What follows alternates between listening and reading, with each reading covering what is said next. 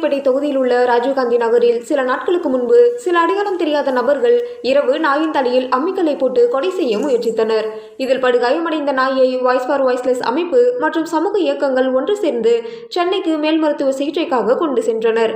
நாயை கொலை செய்ய முயற்சித்தவர்களை கைது செய்யுமாறு உருளையன்பேட்டை காவல் நிலையத்தில் புகார் அளிக்கப்பட்டது. இதன் அடிப்படையில் காவல்துறையின் விசாரணைக்கு பின்பு 3 பேர் கைது செய்யப்பட்டனர்.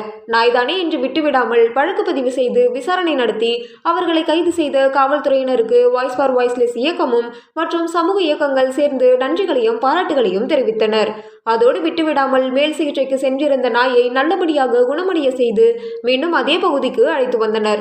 அப்பொழுது அங்கு கூடியிருந்த ஊர் பொதுமக்கள் அனைவரும் நாயை சந்தோஷமாக ஒன்று கூடி வரவேற்று கண்ணீர் மல்க நன்றிகளையும் வாழ்த்துக்களையும் அந்த நாயை உயிருடன் மீட்டுக் கொடுத்த இயக்கங்களுக்கும் வாய்ஸ் ஃபார் வாய்ஸ்லெஸ் நிறுவனர் திரு அசோக் அவர்களுக்கும் குற்றவாளிகளை கைது செய்த உருளையன்பேட்டை காவல்துறை அதிகாரிகளுக்கும் நன்றிகளை தெரிவித்தனர்.